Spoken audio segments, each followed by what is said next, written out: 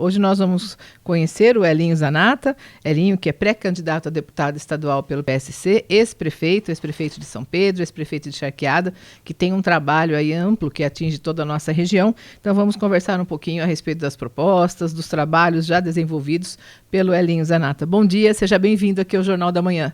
Olá, Carla, bom dia à Jovem Pan de Rio Claro, Jovem Pan News. Muito obrigado pela oportunidade de poder estar com vocês e poder compartilhar esse momento e pensarmos junto a política, que logo, logo vai ter as eleições. E eu penso que é muito importante a gente ter essa conversa. Agradecer a todos os ouvintes, tá? E eu agradecer aqui a direção do jornal, enfim, de toda a rede, da oportunidade que está nos dando de poder conversar um pouquinho e falarmos de democracia, de política. Essas visitas que o senhor vem realizando nas cidades, né, da região, a região metropolitana de Piracicaba, são importantes para que o senhor também conheça as demandas de cada município. O senhor já tem um conhecimento amplo, né? Já governou São Pedro, já governou Charqueada, mas é importante esse contato com a população para entender as necessidades da nossa região? O Carlos, eu falo sempre assim, a gente só aprende, né? A população nos ensina o tempo todo. Eu acho que a política é ouvir muito, tá? E está muito próximo da população. A gente teve essa oportunidade de ter 3 mandatos no município de Charqueada, lá de 97 até 2008, como vice-prefeito e depois 2 vezes prefeito. E, na sequência, depois em 2012, convidado para ser candidato em São Pedro. A gente não tinha contato nenhum com a cidade, nem referência, mas a gente aceitou e achou que é um desafio, uma missão, e a gente entende a política como missão. E aí a gente foi candidato lá e em 2 eleições a gente foi eleito e reeleito. Então, eu penso aí, nesses 20 anos foi possível adquirir uma certa experiência como a máquina pública funciona. A gente vem da iniciativa privada, a minha vida particular, eu não sou político de tradicional, político de carreira, político que precisa, com todo o respeito, do emprego da política. Eu acho que isso é muito ruim. Não dá liberdade para o político que ele possa trabalhar, que ele possa agir. Então, eu penso assim, política é missão, política é dom, é vocação e não profissão. Então, a gente está ouvindo muito a região, principalmente a nossa região metropolitana, que é composta aí de 23 cidades, mais Piracicaba, então 24 cidades no total. E penso que temos que ouvir a região, por quê? Porque é importante que, a partir de que criou a região metropolitana, a gente possa agora fazer com que ela de verdade seja a região metropolitana de fato, não de papel. Existe uma preocupação, nós conversávamos aqui antes do início dessa entrevista, com a questão mesmo de um trabalho conjunto na região, né, que ainda a gente não vem observando. É como o senhor falou, foi criada a região metropolitana, mas existem ainda muitas arestas, né, para poder se chegar realmente a um trabalho como região metropolitana? Eu acredito que isso vai ser o desafio para as próximas políticas, para o próximo pleito eleitoral. Unir a região metropolitana de fato. Nós temos aí cidades polos e cidades que contribuem com o PIB do estado de São Paulo com uma força enorme. O Rio Claro, Limeira, tá? Araras, Piracicaba. Estamos falando das cidades um pouco maior de 100 mil habitantes. Depois tem as que contribuem menor, São Pedro, a área de turismo, Águas de São Pedro, enfim, nós temos essa região. Depois nós temos aí Santa Gertrudes, é o maior polo cerâmico aqui do estado de São Paulo, penso eu, acho que já até da América Latina. Então, nós temos assim contribuído muito, mas muito com o PIB, tá, do estado de São Paulo. E eu penso que a gente não está recebendo do estado de São Paulo o retorno que a gente contribui. Então isso vai ser um desafio. E não acredito que seja nem por conta do governo, acredito que seja por conta de uma representação que faça política diferente. Tá? Faz falta nessa representação. Olha, eu posso fazer um comentário aqui, eu acho que nada contra o eleitor é livre, ele vota e escolhe, por isso que nós temos eleição. E nós não temos o voto distrital. Então o voto vale para todos os candidatos no estado de São Paulo todo. Mas, na realidade, a gente constatou uma coisa que eu gostaria de compartilhar até com vocês aqui, uma coisa que uma pesquisa pura e simples que a gente acabou observando. Rio Claro, uma coisa preocupante, tá? Rio Claro, a gente teve 94 mil votos válidos na eleição passada, em 2018, para deputado.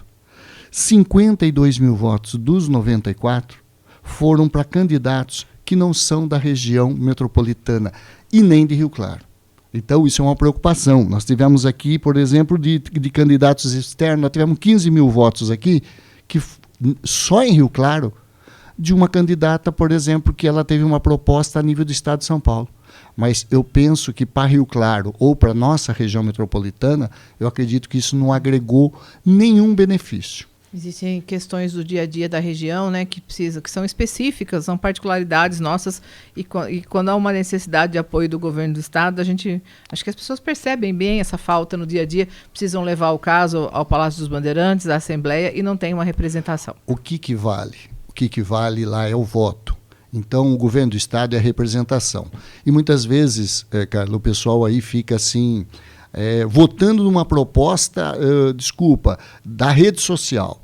Eu acho importante divulgar o trabalho, eu acho que é importante o povo tomar conhecimento do que o candidato faz, enfim, do que o político faz, mas eu penso que nós temos que pensar como região metropolitana. Eu penso que nós temos situações que têm que ser resolvidas aqui. E essas propostas, muitas vezes, da internet, do candidato que é de um segmento, é importante. Acredito que sim e respeito o voto. Mas eu penso que não resolve o dia a dia da madame, da pessoa, do empresário, daquele de fato que investe, do empreendedor, daquela pessoa lá na ponta que mora no bairro e que precisa da melhoria e que nem sempre só o prefeito, só o vereador vai conseguir, porque os recursos do município são menores do que o recurso do Estado e da União. Então, ou seja, a gente contribui. Tá? Eu acho que Rio Claro, Piracicaba é a 13ª, Rio Claro acho que é a 34ª cidade no PIB do estado. Quer dizer, quando se soma Limeira, Araras, Piracicaba, nós somos acho que a 4ª região em contribuição do estado. E de retorno, nós estamos lá para a 19ª, acredito eu. Eu não tenho os dados oficiais ainda, que não saiu do ano passado. Mas o que está acontecendo? Os recursos estão saindo daqui, contribuindo com o Estado e não estão retornando na mesma proporção. Ou seja, nós temos que ter representação política, força política, para quê? Para que, de fato, a gente consiga fazer com que esses recursos voltem, o Estado priorize investimento na região. Nós temos um sério problema de logística, tá? Que nós temos que cada vez melhorar mais. Por exemplo, nós somos região metropolitana, nós não temos aeroporto. Quer dizer, ainda nós estamos vinculados a Campinas, nós somos 1,5 milhão de habitantes. Ou seja, nós somos maior que Campinas, em região metropolitana. E nós não temos, por exemplo, um aeroporto aqui regional que possa trazer de carga, desenvolvimento de passageiro. Entendeu? Então, ou seja, tem nortes para ser desenvolvido aqui, muito forte, que vai trazer desenvolvimento, que vai gerar emprego e renda e que, na realidade, não está sendo discutido. Então, acho que o próximo passo da política vai ser esse. Conversar com a região metropolitana. Quem a população escolher, e espero que escolha a gente da região metropolitana, tá? Que possa, de fato, ter vínculo. Tá? Eu acredito que esse vai ser o grande desafio desse eleito, buscar, agregar, conversar com as forças políticas, sociais, empresariais, criar um projeto de região metropolitana de verdade e aí sim buscar isso junto ao governo do estado. Quem vota é deputado. Muitas vezes a briga é com o governador, quem vai ser o governador, de centro, de esquerda, de direita, o presidente, isso é importante, mas esquece que na realidade quem vota é o deputado estadual, o orçamento do estado. Cabe a ele a competência em nome do povo de dizer aonde vai gastar os recursos e em que região. E por que a nossa região muitas vezes fica atrás? Exatamente porque não está tendo essa política, não está tendo essa conversa com a população. E política, quando a gente não ocupa espaço, alguém ocupa o espaço da gente. Com certeza. Não tem jeito.